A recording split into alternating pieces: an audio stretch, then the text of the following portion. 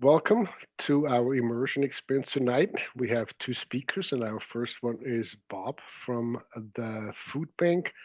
And since I don't know very much about Bob, except that he is our speaker tonight, I'll let him introduce himself and tell us a little bit more about himself. He said he's pretty new to the food bank, but he is on the advocacy team, which is what we're really here to learn more about.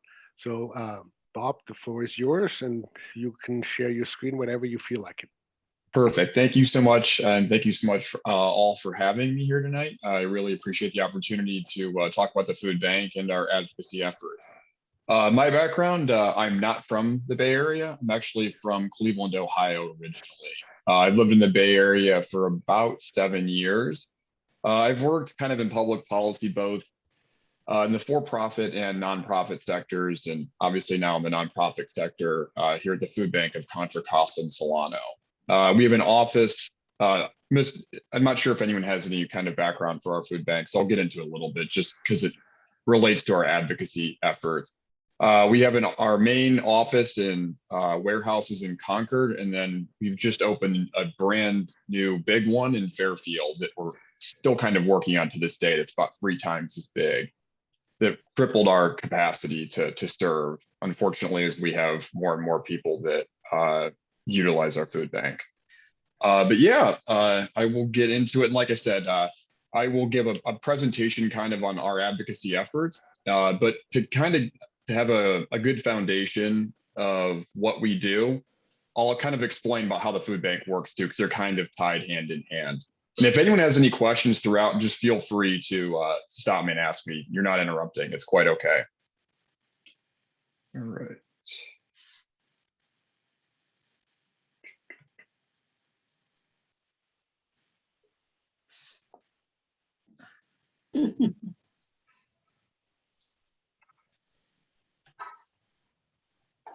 Okay, can everyone see my screen? Yep. Perfect. All right. Okay, like I said, I'm going to go over kind of what we do as a food bank as a whole, and then kind of how COVID-19 has impacted our food bank and how that has also significantly impacted our advocacy efforts as well. And then go over our advocacy programs and then kind of more advocacy more generally.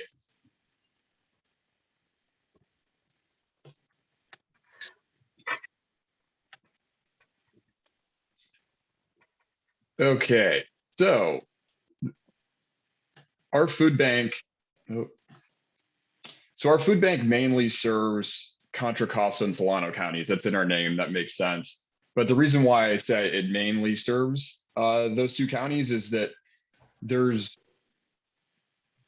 a great deal of food banks and food pantries in the North State that are kind of much smaller and have a less sophisticated operation, and they rely on us at the Food Bank of Contra Costa and Solano to kind of fill in gaps in needs for them.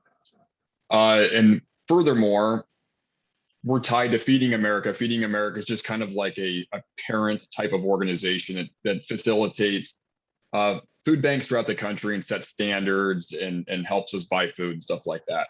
So we also are kind of like a disaster hub for the North State, and that's increasingly become an issue with the fires. So we run trucks up North State, leaving 4 or 5 o'clock in the morning almost every morning going up there. So yes, we're in Contra Costa and Solano, but we're really have go up to the Oregon border. Like it's a pretty big operation.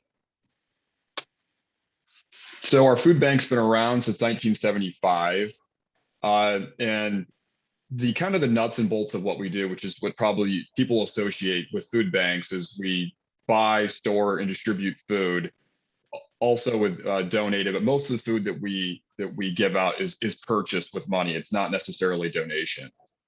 We have 5,000 volunteers monthly, which is great. We could not operate without volunteers. They basically double the amount of staff that we have throughout the year, which is over 109. I think it's up to 115 now, as we keep adding. Truck fleet, we have our own trucks, and like I said, we have two warehouses now with over 144,000 square feet. In our brand new warehouse in Fairfield, we're putting in an 8,000 square foot cold storage facility, which will help us not only serve food, but better food, which is one of the other kind of our core mantras, is not just getting calories out, but getting better calories out as well. And for every $1 donated, our food bank provides enough food for 2 meals. We offer programs 7 days a week. We give out food personally, but we also partner with like food pantries, churches, other venues to actually help give out the food to people in their communities.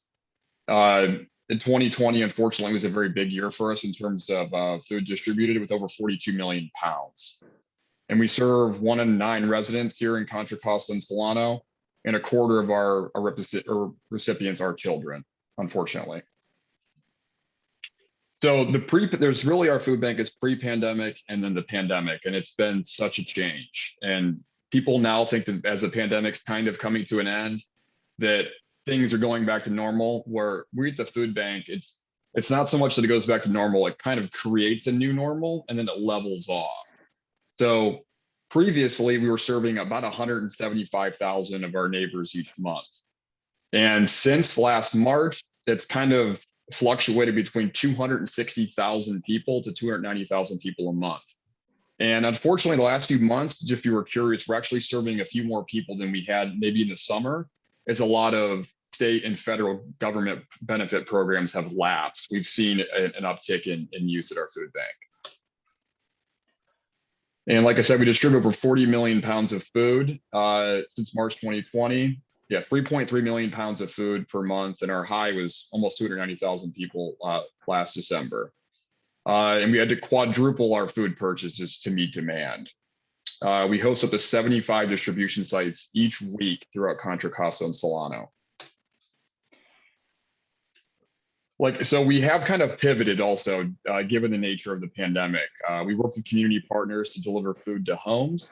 And another big thing that we did was we supported school district breakfast, lunch giveaways, as so many children get so many of their calories and their nutrition through their school meals. And when schools were closed, it really threw a lot of families off kilter.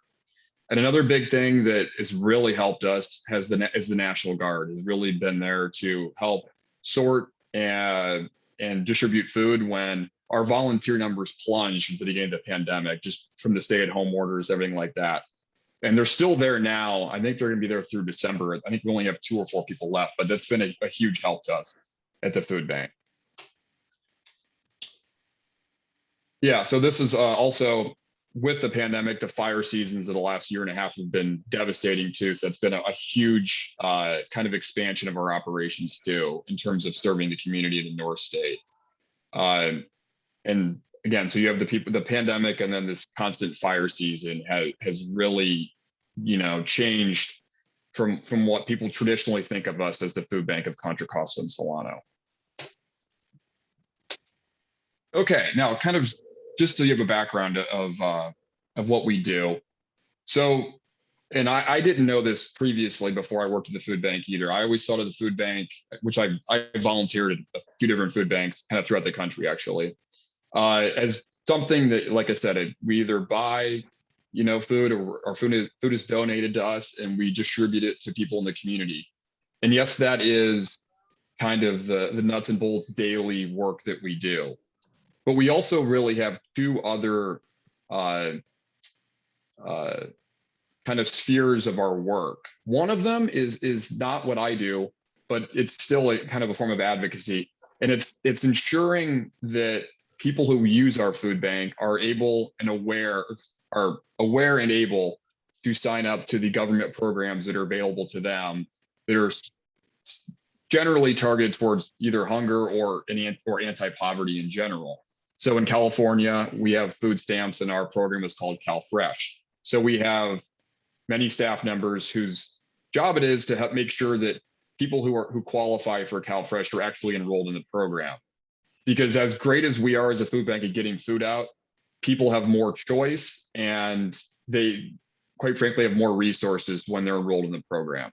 So that's one thing that we do that makes a big difference. That it's money coming back to our community, because people have, money that they could spend and buy on groceries, and, have money to pay for their rent and other things too. So it's very important.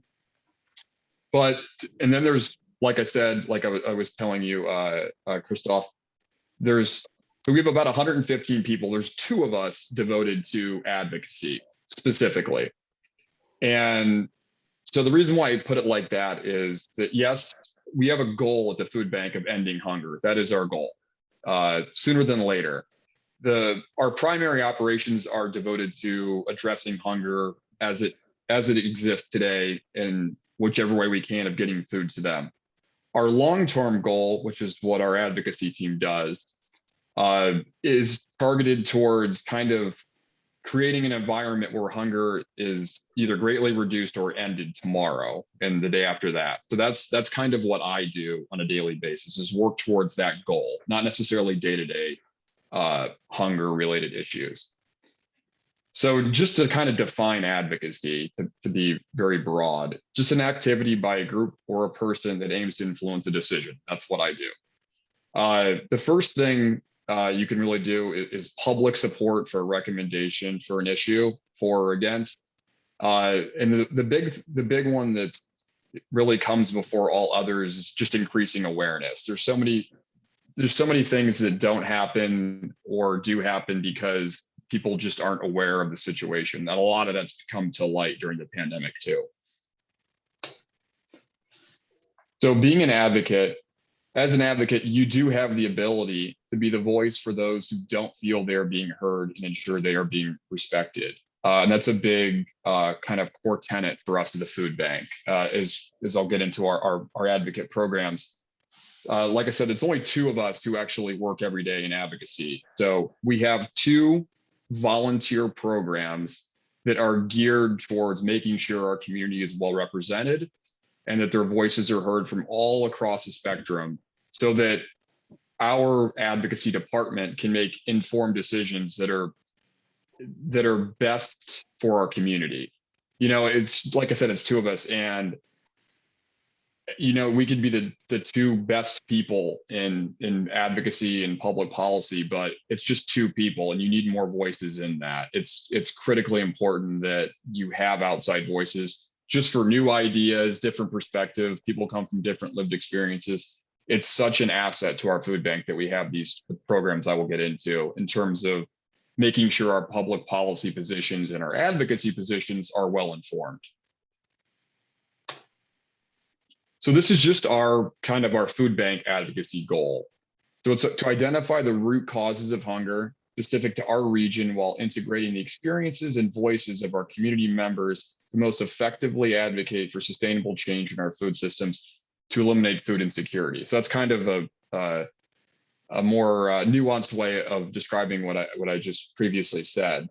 But yeah, that's what we're doing. It's a long-term goal. We know we're not going to fix it tomorrow or today, but as we'll get into later, we've made a lot of progress in the past 12 months actually into reducing hunger. We're very proud and happy about.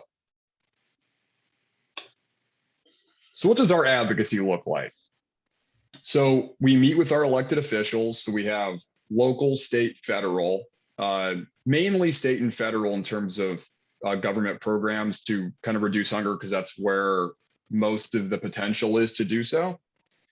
And then like community outreach programs for supporting and opposing legislation, county partnerships and work groups. These have been very important during the pandemic.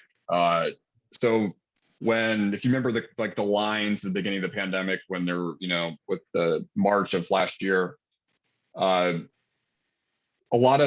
had to work with the county and the cities in Contra Costa and Solano specifically to make sure that facilities were available to do all the things that we hadn't done the previous, our 45 years of existence. So that has been a huge help. They've been so great in helping us deliver food to people in our community. I can't say enough about them. The other big thing, this is kind of, again, more of a long-term thing, but researching the root causes of hunger. Like our operations are kind of really a Band-Aid, right? Because ideally, as we kind of say, we try to put ourselves out of existence. We don't want to exist. But unfortunately, because of the root causes of hunger, there is hunger in our community, and therefore we do exist. So getting to the root causes of hunger, whether it's not enough, the people who are working who are still below the poverty line because housing is expensive in California. I mean, that's a huge component of why there is hunger in Contra Costa and Solano and all throughout California specifically. It's so much of it's housing driven. So that's one of the big things we do. And education of food insecurity and advocacy. So advocating for policies to help reduce hunger based on trying to target the root causes and not band-aids, trying to actually reduce it, which as we get into, we were doing that in the past year, which is kind of a silver lining of the pandemic. So, like I said, there's 2 of us in our department. And so to give you some more perspective, there are other kind of bigger food banks in the Bay Area that have bigger advocacy departments. Like the Alameda Community Food Bank is a little bit bigger. They have a little bit more robust operation. They can kind of tackle a more anti-poverty agenda. We at the food bank here only have 2 of us. So we're kind of more targeted towards a hunger-related agenda and less of an anti-poverty agenda, just because we don't have the resources to take on the entire kind of anti-poverty agenda. So what we do is, like I was mentioning earlier, we have volunteer advocates who help us to do the work and are kind of to help augment our work, and we can kind of reach a little bit further than we otherwise would be able to. And those 2 programs are called the Speaker Series and our Community Advocacy Program. And they're kind of related and one feeds into the other. And I'll just get right into it. So our Speaker Series is our annual advocacy training program for community members with lived experience and those passionate about ending hunger. This program aims to amplify the voices of those impacted by food insecurity and provide the tools to effectively advocate.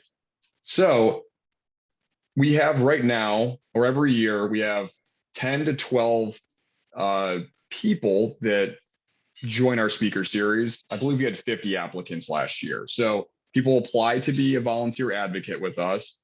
And usually it's people who have a lived experience in their personal lives from a time in their life where they were experiencing hunger. So that's almost all of our advocates, but not all. We also have people who want to be an advocate who witness hunger every day. They're school counselors sometimes. One of our volunteer advocates who's phenomenal, she's a nurse, a college nurse. And so she sees college hunger, which is kind of one of those invisible hungers you don't hear much about because people assume you're in college, you're kind of supposed to not eat well and all of that. But so anyway, it kind of runs the gamut in terms of who we have to advocate for us, which is what's so great because they all have different voices and they all approach hunger from a different perspective, because hunger isn't just this kind of monolith where it's just one aspect to it. There's so many different aspects to it. There's child hunger, there's college student hunger, there's the working poor, there's elderly people who can't afford food as well. So, and all those voices require different responses too. So it's really important that we try to have a wide swath of different advocates to make sure that their opinions and input is reaching us so we can advocate for the appropriate agenda. So what our Speaker Series is, it consists of 8 weeks, 7 workshops, and 1 day of action. So like I said, we take people that have usually it's a lived experience with hunger, or they have some connection to the cause and really want to devote time to it. And we help them take their message and to channel it into becoming effective advocates on the behalf of ending hunger. So they develop public speaking through our curriculum that's drawn from the Toastmasters techniques. And basically what I can kind of sum it up is it really is a skill, when you're talking with legislators and public policymakers, to be able to communicate a message in 2 or 3 minutes, because a lot of times you don't have a lot of time. And to be able to communicate that message is so key. It's much easier when you have a half an hour like I do now. But if you only have 2 or 3 minutes to be able to tell your story and why, and also, and offer a policy prescription, it doesn't come easy, and you really have to work at it. So they start by learning Advocacy 101 and how to influence and affect public policy for positive change.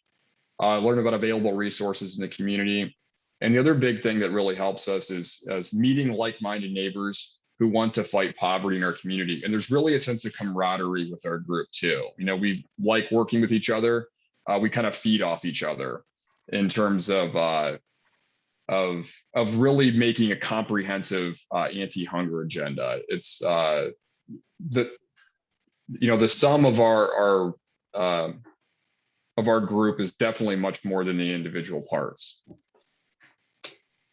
So in addition, so kind of an incentive for being in our speaker series, we provide grocery gift cards for each of our workshops that they attend.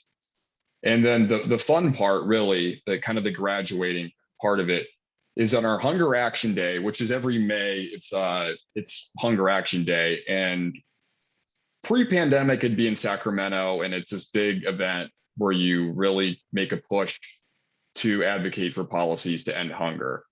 As now it's been kind of virtual the last year, 2 years.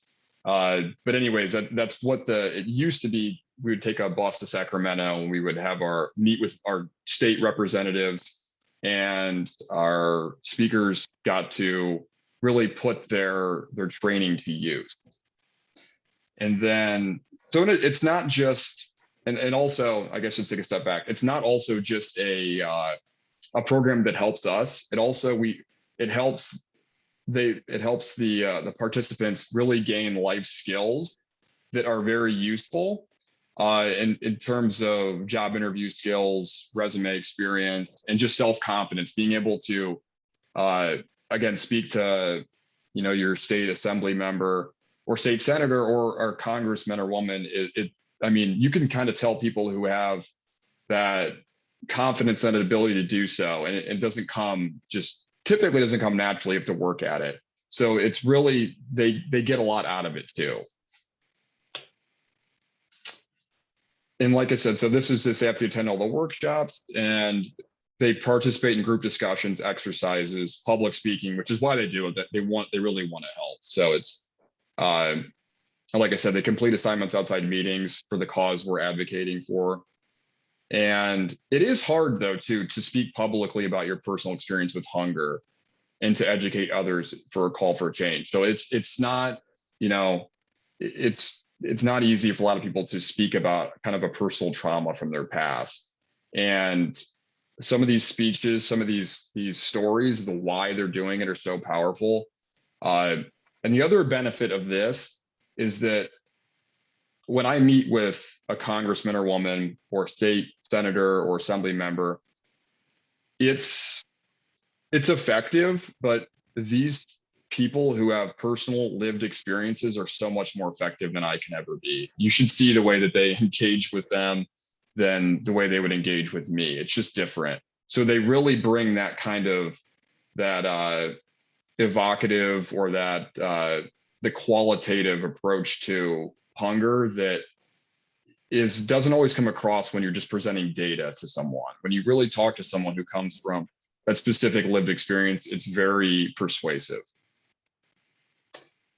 So then our other program, and this is the graduates of our speaker series program, graduate into our community advocacy partnership. And this is just like we have our recent speaker series graduates, and they're part of our group. We meet every 6 to 8 weeks right now. Sometimes it's in person, sometimes it's on Zoom like this. And just to kind of keep that group going. And then when a specific issue comes up, we can use our members of our community advocacy partnership, like I said, to actually help to advocate with our state lawmakers. And so it's good to have, as many different perspectives as hunger as possible. And these people have already gone through our speaker series, so they are so effective at advocacy that it's such a resource for our food bank to be able to call on them when we need it. It's such a resource. Like I said, so this allows our advocacy efforts to be intentional and inclusive of the qualitative aspects of our anti-hunger agenda. And it makes our organization stronger and more diverse, and therefore better positioned to serve everyone in our community. And it really is. It's the give and take, and the benefits that go both ways are so phenomenal for our organization and for the people in our partnership. So just to kind of give you an overview. So the last year and a half has obviously been very tough for a lot of people. However, there has been a silver lining. We have made a lot of gains in terms of resources to fight hunger and poverty more generally. So just in California, so this is the state level. The last budget, $110 million for food. We got $182 million for capacity and climate resources for food banks. I mean, as we've increased our capacity, we've had to increase our capacity, and the state has been very generous, and the California taxpayers have been very generous in helping us to do that. $8 million for Cal Food. The food donation tax credit extension has been very big, and my personal favorite, school meals for all, we just passed in California. It will take effect at the end of the school year of 22-23. So every kid in California, no matter their income of their parents, immigration status, does not matter, will get breakfast and lunch every day they're in school. It's the first state in the country to do this.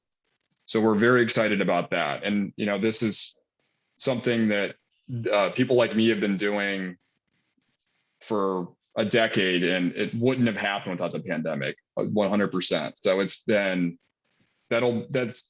will make a huge impact. I believe it's 7% of kids get their, like 7% of their, or excuse me, kids, previously it was for certain income levels would qualify for school lunches. And that was such a resource that the kids who were on that and their families, it was 7% of their, if you add up all of their income from benefits and from wage income, that's how big of a percentage of that was of their actual resources. It's massive. And now in California, there's so many people that make above that income line. And to put it in perspective, for a family of four, it was $48,000. If you made more than that, your kids would not qualify for a school lunch. That's gone starting next year. So we're so excited about that. We also made CalFresh easier to use, which is great because having the program is great, but if you can't access it, it's not really that effective. And also college students has made a big gain, as that was probably an area of hunger that got the least amount of resources relative to the need of all the categories of hunger. Then at the federal level, pandemic EBT is great. We've been advocating for that for a while. That just basically means that when kids are out of school in the summer, that they will be able to get meals, because their meals, obviously there's some provisions to get school meals to kids in the summer, but it's difficult. So now they'll get an EBT card and they can purchase food with their families for the summer, so they don't have, a calorie nutrition drop off in the summer. We've expanded the Thrifty Food Plan, which just means they'll get more CalFresh benefits. The child tax credit has been a godsend to families in reducing hunger. It's still early, but estimates are 25 to 50% reduction in child poverty just from that. And that obviously makes a big difference on hunger. The American Rescue Plan more generally, and the USDA has extended school meals. That's why ours takes effect next year, because it will lapse for the country next June.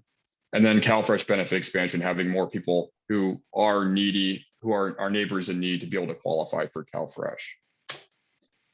All right, lastly, so the biggest thing I could stress for in terms of advocating is to increase awareness is the first step. If people aren't aware of what you're trying to advocate for, you can't advocate for it. And then one thing that is very helpful as well too is just engaging with elected officials and advocate for the positions you believe in, and just maintaining those relationships is very helpful. We've had a lot of help from, like I said, our local, state, and federal elected officials have honestly been very phenomenal in terms of providing support to our community And it helps because you have those relationships that you maintain throughout the year. You know, we meet with our elected officials. We try to every 3 or 4 months just to kind of keep them apprised of what's going on in terms of hunger, because, you know, there's in the state assembly in California, there's 32 committees, I believe, and it's not possible. I don't care how good a representative you are to be aware of every issue. So a lot of the time it's just providing information to elected officials so they can make an informed decision. Letters of support are things that you all can do. It makes a big difference. So when an issue comes up, just submitting a letter saying, I support this, congressmen, men and women, and our state elected officials look at that a lot. If they see an issue that has thousands of letters coming in, they pay attention to it. They really do. Town halls we participate in those a lot. It's a great way to, again, it's kind of like letters of support to voice your support. And then, like I said, we have our specific methods of the food bank, of our speaker series, and our community advocacy partnership. And that is it. If anyone has any questions, I would be happy to take them, or comments or suggestions or anything.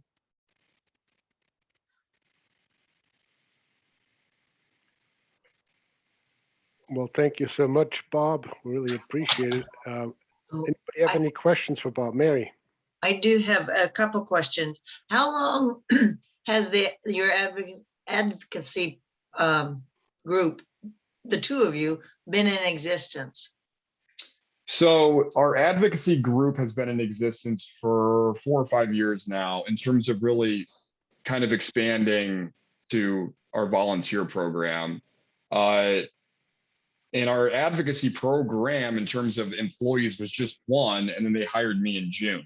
So it's been about 6 months for just the two of us, which has been great because, like I said, because of the pandemic, the advocacy work has been much more important. Not that it wasn't important before, but there's been a lot more opportunity to pursue things that people wouldn't have considered. And by people, I mean legislative bodies wouldn't have considered 18 months ago, like school meals for all. That would not have happened without the pandemic.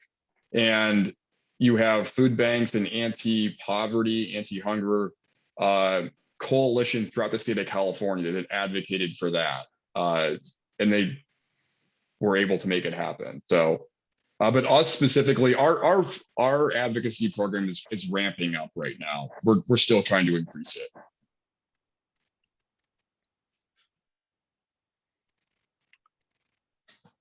Any other questions? Yes, I have one for Bob.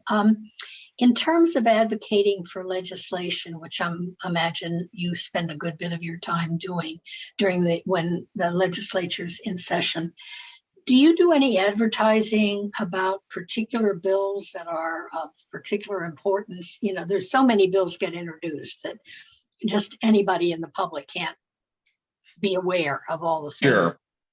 they perhaps should be. So do you put out any information about what's important legislation in a given session? Or, you know, that I may not be asking this well, but I think you know where I'm headed. No, I do. And to answer your question, yes. So to the general public, we don't necessarily, how do I say this? So we work within a coalition. Like I said, it's not just us advocate. There's a lot of people that do this at the state level specifically. Sure. However, as a food bank, we try to maintain towards the public. We try to be as nonpartisan as possible, and we really try to maintain that position of trying to make sure we're just advocating for food related issues. We don't consider them partisan because our goal is to reduce hunger. So, however, most of that is, like I said, with our volunteer advocates specifically, and then with the coalitions we work with.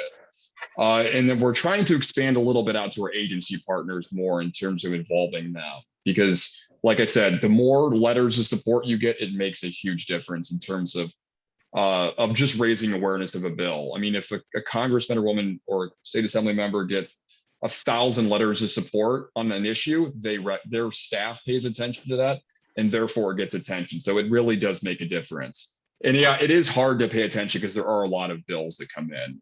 It's an issue. Thank you. Yeah, of course. So if we want to find out, if I want to find out about what bills I should be supporting, how do I do that? That's what you can, the best way to do it would be specifically on, do you mean for food related issues or, yeah. Yeah.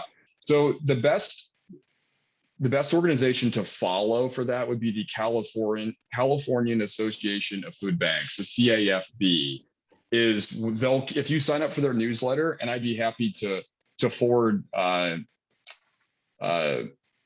website and to sign up for that to Christoph, and then he could pass it to all of you. They'll keep you updated. They're much more kind of like an outreach to the public than we are at the food bank here. That's probably the best resource though. That sounds great. Thank you. Yes. Yes, please do so, because I was just, as you were talking, I think about it, if the food bank could inform the faith communities about that, here, these 5 bills are critically important to deal with hunger issues. Every faith organization, if they're not involved in anything that has to do with hunger and suffering and poverty, then they're not really living up to their mission, Right. And so I think March's question is fantastic. If there's a way for us, for faith communities, to be informed of the bills that are currently would address this particular issue, then the Social Justice Committee of faith communities can then take those and spread the news among the members of the faith community. Yes, and Christoph, I'll send you a couple more resources after too.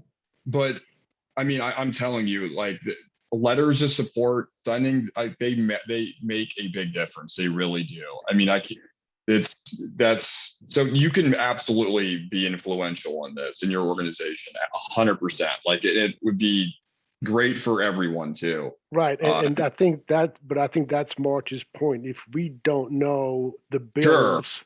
that we should be focusing on, that's where we depend on people who do advocacy around hunger, like yourself. Sure. Where you can say, these 5 bills are currently, being looked at, and then that way we can say, oh, okay, then we can talk about it with our faith community and say, hey, these 5 bills are there address hunger, let's support them. Let's do what you said, do a letter writing campaign. Yes. And now it's a digital, so it's email form. Just sure. Yeah, sure. Absolutely. But yeah, I will send you the resources for that. But yeah, it really does make a big difference. It does. Okay. Any other questions? Because then we have to move on to our next speaker. Nope. Thanks All very right. much, Bob. Thanks a lot, Yeah. Bob. So Thank you for having me. Yeah, and thanks sure. and thank you for your attention to this issue too. We really appreciate it.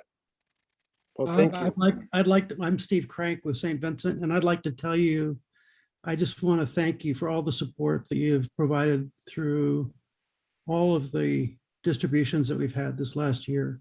They really did step up to the plate. We are averaging probably 500 family distributions a month for the last 18 months.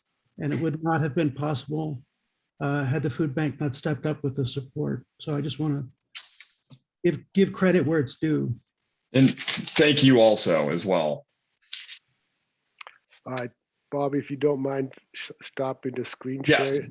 Steve, do you have a screen to share as well? Then So I do, but I wanted to start in a true Vincentian spirit. 1 second.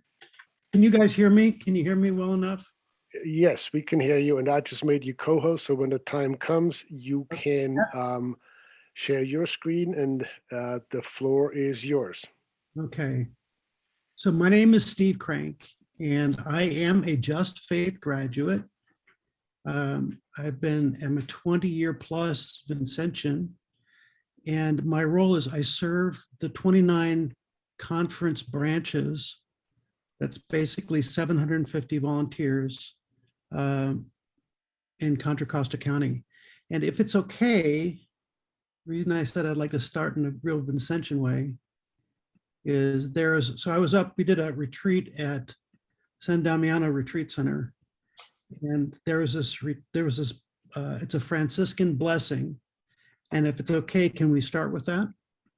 Absolutely. Okay. In the name of the Father, Son, and Holy Spirit. Amen.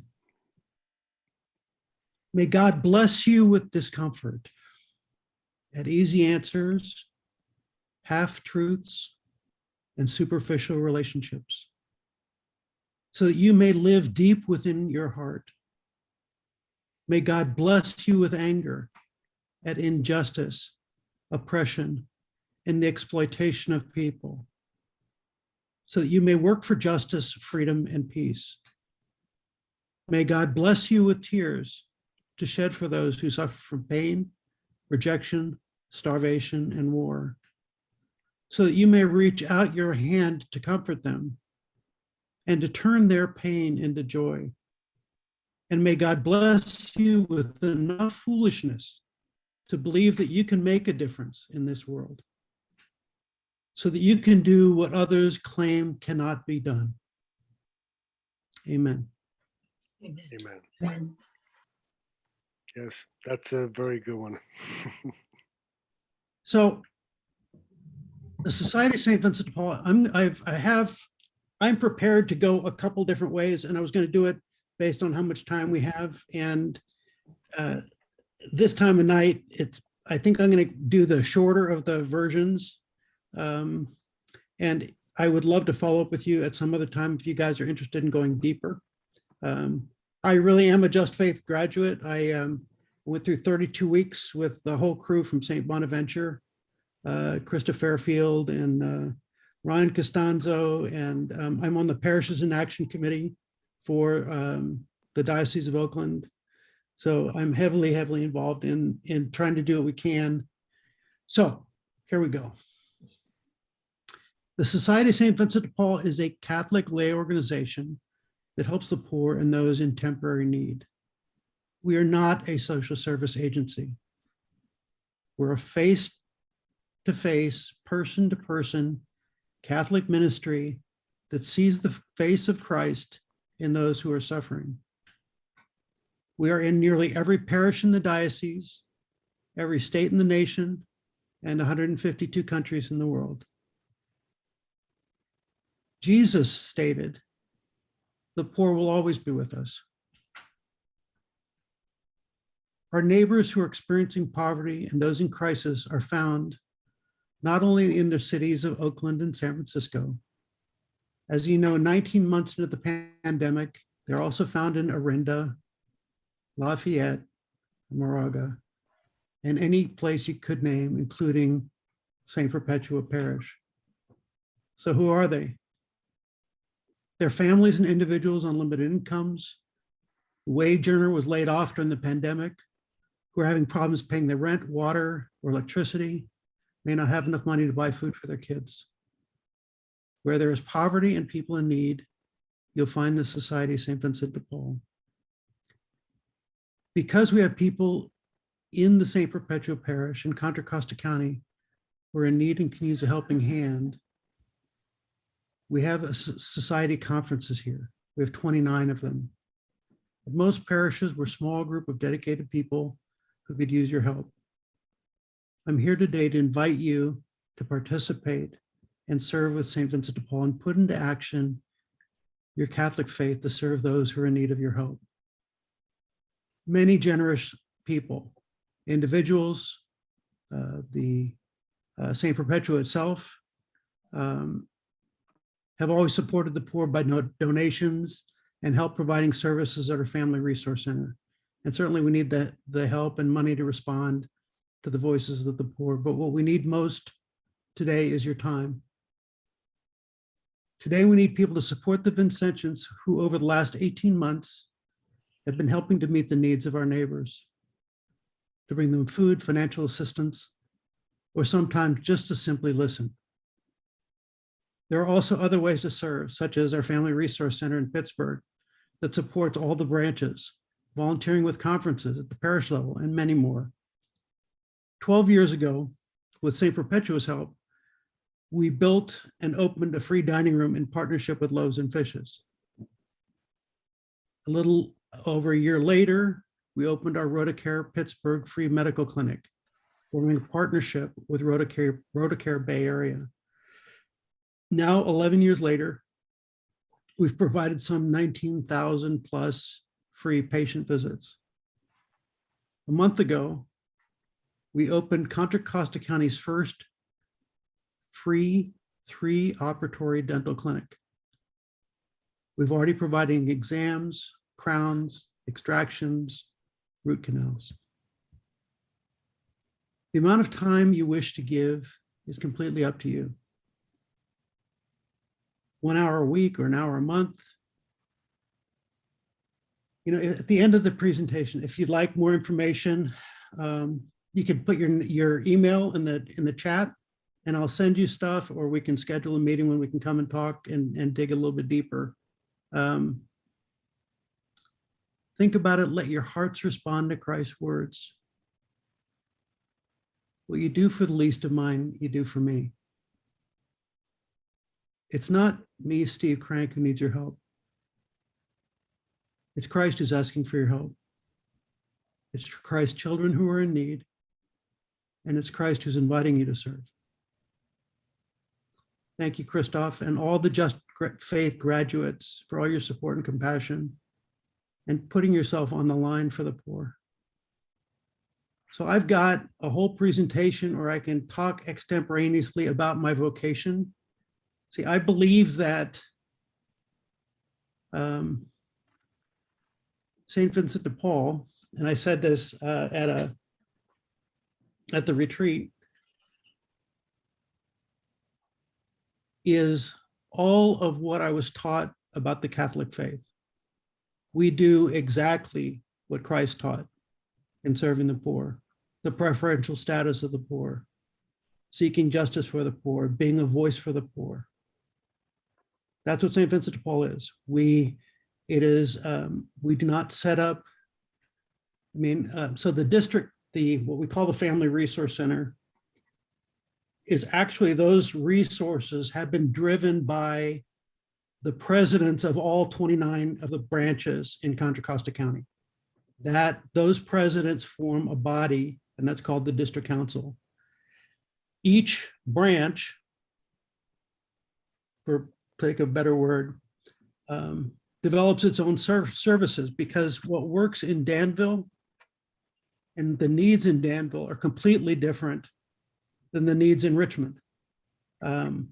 We have turned some conferences into monolingual Spanish-speaking conferences, because if my being a gringo gordo or a chubby white guy is a barrier for being able to provide services, then it is up to us as Vincentians to create the bridge to them, not create barriers for them to jump over to try and get help. Being a Vincentian is very inconvenient, because when someone calls, you go in pairs. Men and women are it's better to go as a couple when you go on home visits.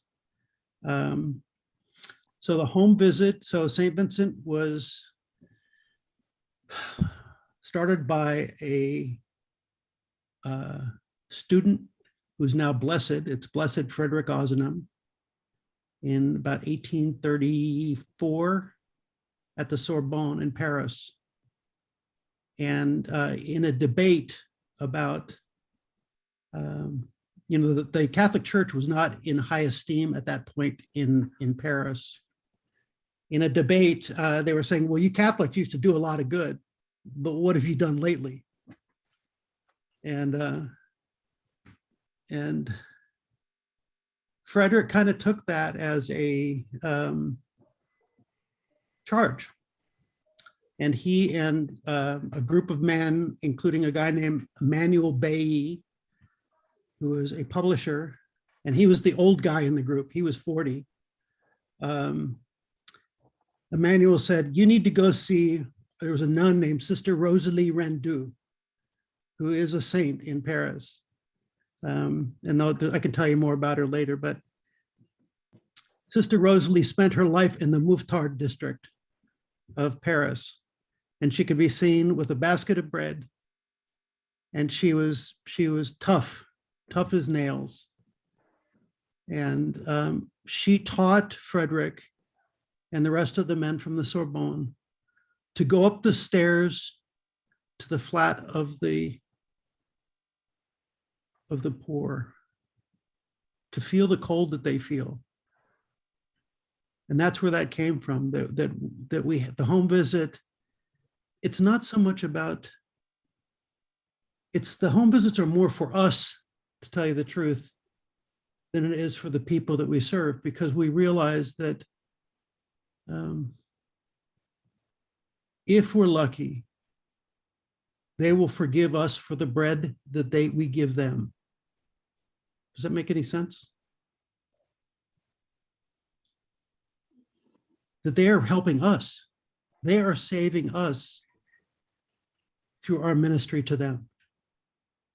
You know, I've been a Vincentian a long time, and you know, it took me years to find out, you know, this, you know, you hear about the Last Supper, and Jesus says, you know, the poor will always be with you.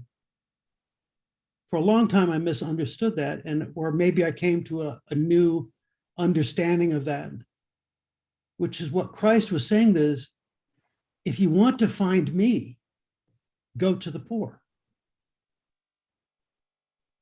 If you want to come back to me, go to the poor and serve the poor. And I cannot tell you how much I've gotten over the years and the blessings that I've received, and some humility. You know, I remember I was out at St. Anne's in Byron, years ago, and they didn't do a lot of home visits, and they had people come into the church and they'd help them. You know, they'd help them with PG&E or, you know, a bag of groceries or gift cards or whatever. And there was this one case where they said, well, this girl came and she asked for gas cards and she asked for a bag of groceries. I said, well, why did she need the gas cards? They said, well, she said her kid was sick. So I said, okay, would two of you like to go with me and we'll go out and we'll do a home visit? And they said, sure. So I didn't know, you know, I was new to, I was with Alameda County for, I don't know, 7 or 8 years before I came to Contra Costa County. But so I didn't know the addresses. So they gave me this address and I said, okay, I'll meet you out at this address tomorrow morning. We met, we prayed a little bit, but what was funny was as I was driving out there, the houses kept getting bigger and bigger and bigger. And I could, I don't know if you ever get upset, but I could feel heat on my face. You know, I was getting so upset that it was like I could feel the heat coming off my face. So we pulled up to this big house, and you know, I could feel that I was a little flushed. I went in, said a prayer, we went to the front door, and this young girl answered the door and opened the door to the atrium. You know, we walked in and walked past the kitchen, and there was this big flat screen TV and a couch, and the flat screen TV had cartoons going on it. So, you know, I'm saying to myself, you know, don't judge how it looks. But I was judging how it looks. I said, we've been scammed. You know, this young girl came out and took our money for the poor. Anyhow, so we sat down with this young girl, and she started to tell the story that her mother had stepped in to help her and her new husband buy a house on an arm adjustable rate mortgage. And the mortgage at that point was up to $4,000 a month. This is like 10 years ago. And when we were sitting there, this little head pops up from the couch. And this kid pops up and he looks like a Michelin, the Michelin Man? Do you ever see that cartoon? Looks like a Michelin Man. And it turns out that their son had come out of remission from leukemia, and that's what she needed the money for, because the father couldn't work anymore, and because when his son first got sick, he almost lost his job. So instead of losing his job, his employer called Children's Hospital and made a deal with them that they would take over the case as long as the parents would run weekly blood samples back and forth to Children's Hospital. And for me, it felt like God reached into and grabbed me by the neck and just said, you think you know so much. You think you know what's going on. You think you know everybody. And you can judge situations. And I went back to the district council and I went to a board meeting of all the presidents. And I said, look, if there's, the kids copay, the copay for the kids' medicine was $800 a month. I said, if there isn't something Vincentian, that's what this is. And we collected the money for a couple of months and the kid died.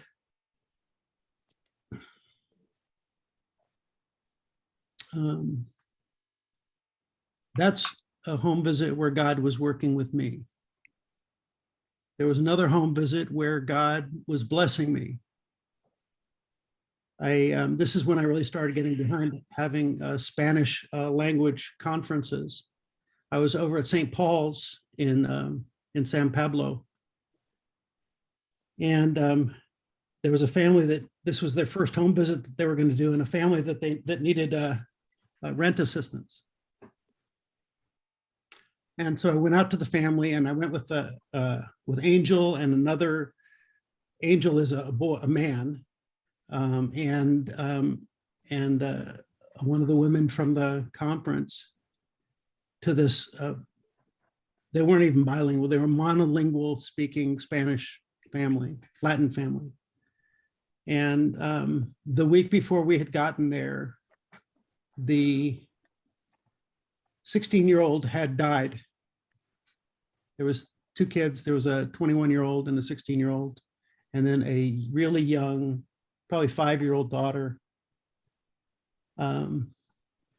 And so we were kind of doing this through the interpreter. And I said, what can we do? How can we help you? And what they really needed was they needed to bury their kid. They didn't have the money to bury their kid. And so we talked back and forth, and it was going through the interpreter. And then when we were getting ready to leave, we figured out that we couldn't pay, the funder that we have wouldn't pay funeral expenses, but they would pay the mortgage. So what we did was we submitted the case to pay 2 months worth of mortgage so the family could use that mortgage money to pay for the burial. It's creative financing, but hey, it worked. So we were getting ready to leave, and they called the mother who had been in the kitchen to come out. And so we were all getting ready to say a prayer, and we all held hands. And the little girl says something in Spanish. And the mother and the father and the brother look at me. And it's like, well, I didn't know. And they said, she has asked if she could pray for you. And I said, well, sure. So I leaned down, and she came over, she put her hand on my forehead and did yada da da da da, blah blah blah blah blah blah blah blah blah, on and on in Spanish, yada da da da da da. And She didn't understand why I was there, or what I was saying. But she knew I was there to help. And when she did that, I will always remember that, because I walked away feeling just embraced by God's love.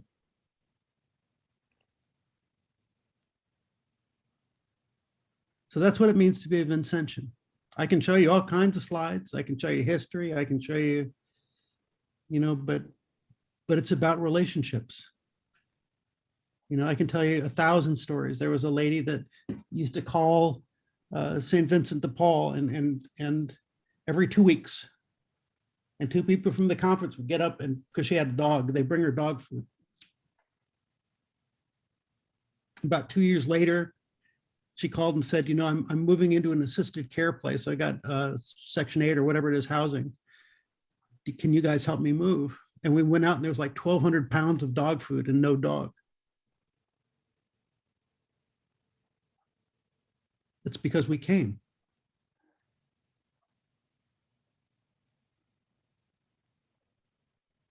So what do you do when you don't have any surplus, when you run out of money and you don't have stuff to bring them? Do you not go? No, you go. What is it that we bring? We bring Christ. And we get to see Christ. Vincent once said that if you go to the poor's house 10 times a day, you'll find Christ there.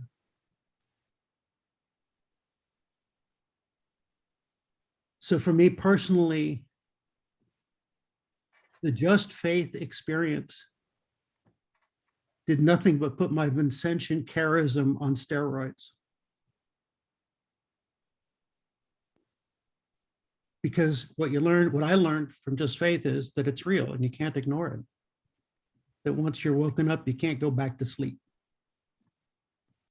And I think that's what happens with Vincentians. That once they realize that the ministry is real, that it's not about anything other than the relationships. Let's talk about last year. So last year, you heard me talk about the food thing, the food with the food bank. We did that because our largest pantry, which was St. David's Pantry in Richmond, that had been going about 30 years, had to shutter because of the age of the Vincentians that were running it. Mac and Mercy Madigan. So what we did was we started doing food distributions a half a block away from St. Mark's, where they used to hold the distribution.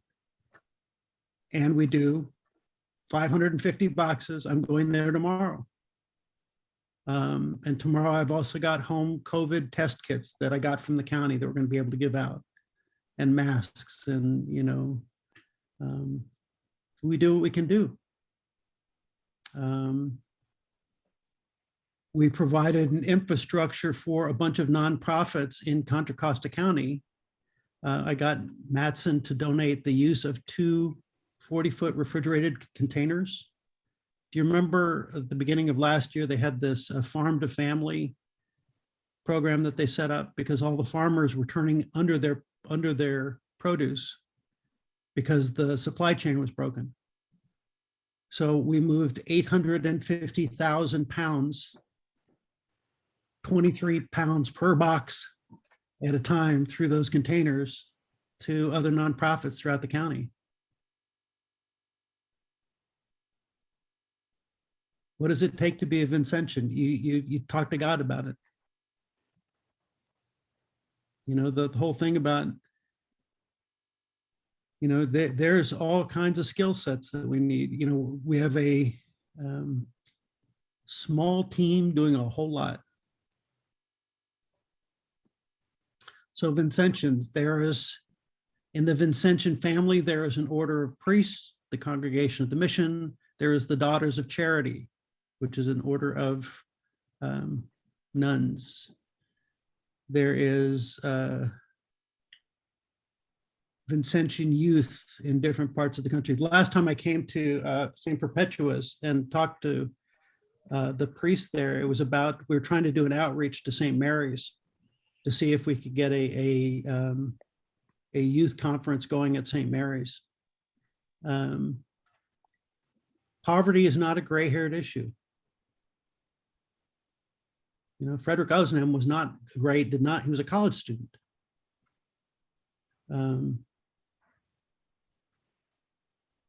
And the ministry of St. Vincent de Paul has given me the gift of being around people like you. People that get it and care. That's what St. Vincent de Paul is. All right. Well, thanks a lot, Steve. Any questions for Steve?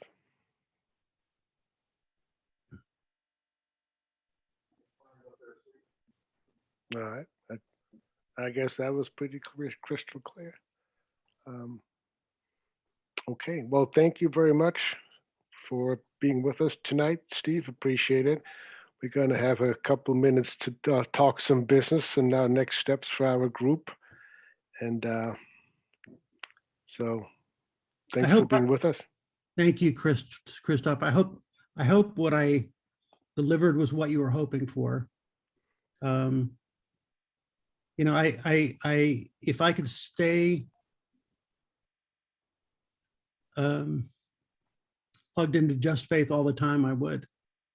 That is such it was life-changing for me.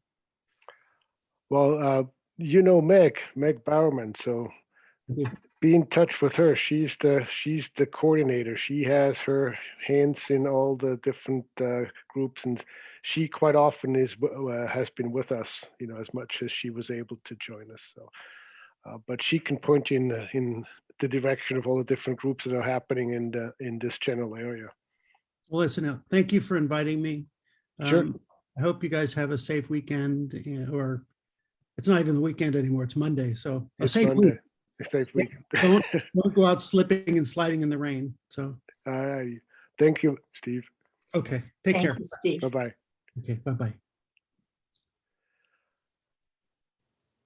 All right. So the winner for the next program was not even an issue. Everybody wants the Want to Talk program.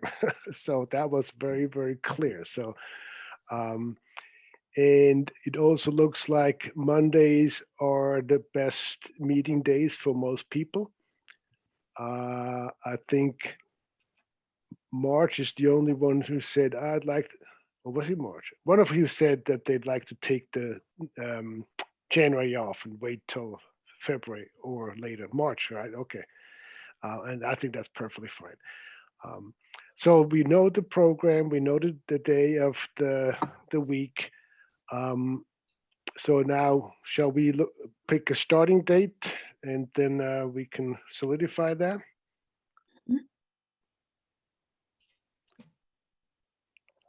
So Ash Wednesday is March 1st, okay?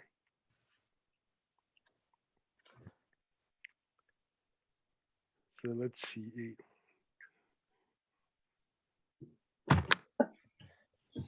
So if we want to avoid Holy Week, which starts April 11, then we would have to start, let's see. How long is this next program? They're all 8 weeks. Oh, okay. Yeah. Okay. So I know one Monday is Valentine's Day, you know. I don't know if that makes a difference or not for folks.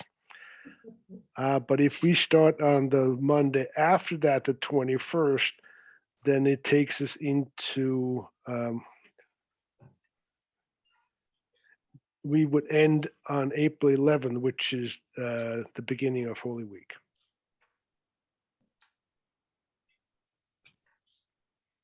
Christoph, do we need to add an extra week like we did this time for the immersion?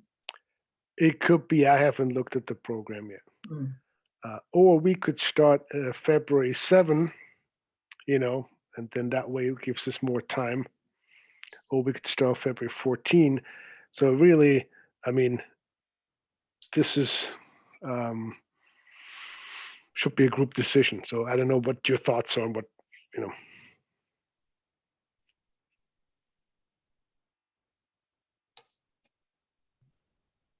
Well, I would propose either like, I remember a lot of people said mid-January or something, it seemed like.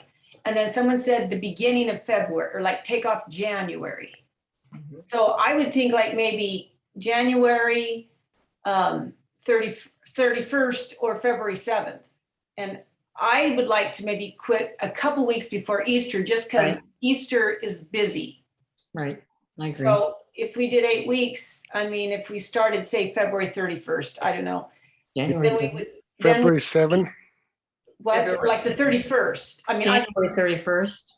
and then we would be done by like the 28th of April. That would be the last one, I guess, right? Or March, Yeah. March 28th, yeah. Okay. And If then we that gives us, started on the 7th, Marie, 8 You said the weeks, then 7th? would be March 28th. yeah, so I don't care whether it's the 31st or the 7th. January 31st or February 7th. I was just thinking waiting through January, so it doesn't matter to me. All right. How do other folks feel? February 7? That sounds fine to me. I'll go for the 7th. Yeah. When did you say Ash Wednesday is? March 1st. The week of March 1st. Is it March 1st? I think March 1st is actually the Oh. Wednesday. No, that's a Mhm. Tuesday, so it'd be March 2nd. 2nd. Yeah, that's what I thought. Okay. Yeah, I looked at the wrong. Yep. Yep. Okay. Okay. So February 7. Okay. Going once, going twice, Okay. sold. We're going to try to promote this with the parish and see if we can get some other new people like we did last time with Jermaine and Sarah. That was Yes, definitely. But also the personal invite, you know, if Mhm. each member here just brings one other person, you know. But yeah, I think I can run those paragraphs that you guys wrote up. I can run those again starting at the beginning of January, you know, alternating it so kind of a lead up to. You know. I can't remember, is there a good write-up for this? I mean, like if each of us had it, we could send to some people, you know, just, Yes, I mean, Program. I know Marlene wrote one, Mary. no, not that one. Our specific Oh, the program that we're topic. talking, the Yeah, the 8-week topic. program. For the This- actual program? Yeah, because to me, it's the topic of this one that could be interesting. It's not a specific social justice issue. It's just Okay. you know, being able to communicate. So it might, in a way, maybe, I mean, who knows who that would, attract, but Yeah, I haven't looked at it yet. So I mean, I can, you know, once I purchase the program, it has all the, you know, the promotional material and Yeah. everything else that goes along with it. Yeah. Okay. And is this going to be Zoom again, or by then would be considered in person? I'm not advocating one way or the other. Well, we shall see. You know, we can decide that when we get closer. You know, we have absolutely no idea how this whole thing develops. You know, now it starts to look like things are opening up a little bit. You know, but then we still have, yeah. So I don't know. That's Okay. definitely something we can talk about as we get closer. Once we see how things are going. You know. I just looked at my calendar and February 21st is President's Day. I don't have children at home anymore, so that doesn't really affect me, but it might affect, you know, people with younger families because it's a long Yeah. weekend. And we'll see, you know, I mean, I personally, you know, avoid going away at those long weekends because, Me too. you know, the crowds are huge. But but that's always the case. There's always going to be a date here or there where it's just where somebody might not be able to join us. Well, and we have, depending, we could have a little wiggle room and take that week off. If it's an Yeah, issue. if need be, we can do that. Yeah. Or maybe we decide to do it on Tuesday, not Monday of that week. I mean, there's a lot. I mean, I personally think Valentine's Day could be more of a conflict. Yeah, so 2 weeks in a row, there Could- could be issues. Who Could knows? be, and we can definitely talk about it as we get close. Yeah. All right, Mary, you wanted a couple of minutes to talk about winter night's meal, right? Yeah, I won't take a long time because I let y'all know about it last time and I got the volunteers. It just dawned on me, it's like a month away or less than a month away. And I haven't really got my act together yet, but in talking to Joan Liston, who did it the last time on with the Just Faith group, it's a bigger process than I was starting to imagine. So first of all, what I would ask is if anybody would like to work with me on this, just to be able to brainstorm and do things like that, I would appreciate anybody's wanting to sit through and talk through menus and stuff. I basically have the menu outlined, general ideas on it. And then what we're going to need are shoppers and cooks and people to help set up and clean up. And Karen threw out, but I don't know if this is feasible or not, just given COVID and everything else, but that they need tutors and people to work with kids. And then the other thing is I don't know how many volunteers we have to do all of this. So I don't know if you all have thoughts or if you recall if we've done the tutors and working with kids. Yeah, I did tutoring and worked with kids. I'm happy to do that again. Okay. You did it before, Chuck? Yes. Well, they Okay. were at Orinda, right? I think we did that then. But I mean, I'm assuming they're allowing us to be there at this time as opposed to just delivering meals? What it sounds like is we prepare the meal at St. P's and then we drive it over to the Methodist church just down the road. Okay. And we have to set up, but we don't serve. We put everything out. Okay. They serve themselves and then we clean up. And, now if there's a table for us to sit down and eat by ourselves, it's not like we would go and eat with them like we have, at other winter night Okay. events sort of thing. And then you're there for cleanup. And do they not could. have the traveling tutors that they've had before? That was my understanding, that they wanted consistency, because if you have a tutor, for a week or two, and then that changes, and then they get a different tutor, so that was my understanding, that's what they're doing now, but Okay. you'd have to double check with, I'll double check on that and confirm. Otherwise, Chuck, I'll say that you are available for work with the kids, which would be more like around 5 o'clock there. What I plan to do is try to get my act together here, and then I'll just send out an email to you with what, if you want to shop, you can shop. If you want to come help cook and or clean up and, serve. And or if anybody else has other ideas and want to talk to me about it, come on down. Otherwise, just be aware, as a heads up, more will come. Sorry for the short time frame. I'm going to be gone for about a week and a half, starting next week. So that's why it's got even tighter than I thought. But I'm accessible via email and phone, so no problem there. Any questions? Any other questions? Okay, that's what I needed. Thank you. all righty. Well, good, then that would conclude our sessions on hunger. Thank you all for your participation. Thank you for making it so easy to pick the next program. No conflict, huh?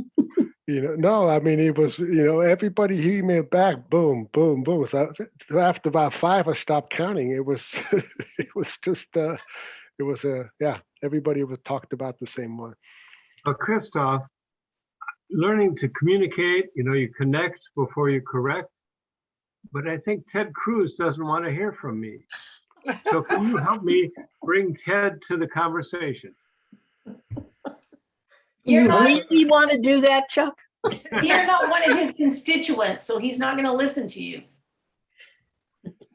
Maybe well- in Cancun, we can meet there. Well, I've tried to send notes to different people, and it's funny, like especially House of Representative, unless you're in their area, you cannot send. I tried to send something to Nancy Pelosi, and I couldn't.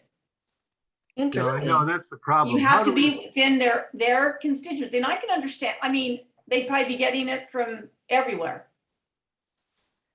Well, I get Christoph will emails from take care Nancy of all that. the time. well, one of the things, if you're interested, there's so many organizations out there that have online petitions that you can fill out and complete. There's moveon.org, and there's so many others out there. And once you get on their mailing list, whenever they have a petition, you get notified, and they even save your information. So all you have to do is click, and it gets sent on your behalf. I mean, that's one thing that you can do. I mean, but I think what Bob was talking about is the actual letter writing, and I think once their offices get flooded with letters, they do pay attention. And so I do hope that Bob will send me some of those resources that I will share those with you as well. Well, I on wonder- that, I'm sorry. go ahead, Marge. I was just thinking too, since it's information that at least I've never accessed. I wonder if it would be something that we could share with Meg to share with other JustFaith groups, since she's pretty much plugged into everybody as far as I can tell. Yes, and I think and that's the part where these organizations that do advocacy, if they could let the faith communities know, okay, these 5 bills address hunger, go advocate for them. That will make it so much easier, because for us to figure all this stuff out, you almost need a full-time job to figure this stuff out. But if an organization is tapped into that, and that's one of the things they do, like what Bob is doing, and the people in the food bank who do advocacy, that'd be hugely helpful. And I'll also reach out to David from Bread for the World. Bread for the World, yeah. It's the same thing. If they could put that information out to the faith communities, it makes advocacy much easier for us. Well, and it is pretty easy to send a note to your senator or House of Representatives or whatever. I mean, I've heard even handwritten or like a written note is better, but I mean, I've done it a lot by email, and I've heard that's even better individually than to do these big, long, 5,000 people sign something and one thing goes in. That and it is pretty easy once you have an email for somebody to send them something. Right. Well, and see, this could also be done through the Perpetuan, where we can say the JustFaith community or the Social Justice Committee is, supporting these bills because they address blah, blah, blah. Well, and Christoph, that's what, like on the racial justice side of it, that's what MFAC, on that, I'm on that task force, and they've identified the bills to advocate for, racial justice. Right. But there's a hunger group, just as you have your homeless and housing group, there's a hunger group at MFAC too. Right. I'm not in the position right now to accept any more and additional things, say I'll go to the hunger group. But if anybody else is interested to going and seeing, if they have bills also, that might be something, that it's more local. We're looking at the local state bills. Right. Okay, well, I was thank just you. curious, just mentioning one thing. I don't know if you guys have seen it with the discussions we've had. I mean, I think we're always aware of hunger and the problems, but I forget, I think it's Channel 5. I forget which national news I was watching, but he did a little special and now it's been getting on there. The hunger issue, the problem going on in Madagascar right now. Yeah, I don't know if you've seen some of that. I mean, it's just really, it's terrible. just really bad. And it was a really good, like about 3 or 4 minutes on one of the nightly news, just highlighting it. And then it's come back and That was they brought it ABC. a lot more, and organizations are now trying to do something about it. It's really sad. Well, also they have water all around the island, Oh, and I know. desalination, just a couple $1 million, and you'd have water for all the crops that are all dried up. I know. But that takes somebody with a little bit of money and power to say, I'll share it with the poor, what you do for the least of these. Well, it'll be interesting when California starts doing that, because we're gonna have water problem. I mean, when are we gonna get big time into that? But yeah, you're right. It's gotta be so, it's like being afloat in a ship, and then no water, and then but yet water's all around you. And, that's gotta be so awful. Well, no, when I sailed on ships, we had desalination plants. It was really Yep. simple. And I saw in Siberia, they have a barge with a nuclear generator, and the waste heat goes to the village to Yep. heat the water, to heat the houses, and it's all very safe and very clean. And Russia's doing that in Siberia. I mean, Yeah. a little leadership to shift some of the focus from profits and power to helping the human family. And that's Well- part of what I was saying about talking to Ted. I don't think he cares really about the human family. Yeah. Well, the Dutch have been desalinating water for decades. They're really, yeah. So the technology is out there, and you're right, Marie. Why California is not doing any of that is beyond me. Well, it's not economic yet, and we haven't got, it hasn't, we keep thinking the next year we'll get a lot of rain. But one of these days, it's Yeah. just, it's not gonna be there, so. Plus, we'll have They're doing desalinization in San Diego. a little bit, yeah, they do. But when that starts, there's gonna be a whole new problem with environmental issues. So wait till that one hits. It's like, we can't do anything here. They'll have problems. Yep. One at a time. We right? just pray, because I did read something today. It says, it's so easy and all this to think we're never going to solve it. It's like a naysayer, but yet we can't approach things that way. So I have to kind of remind myself, we'll do it, but you don't know how.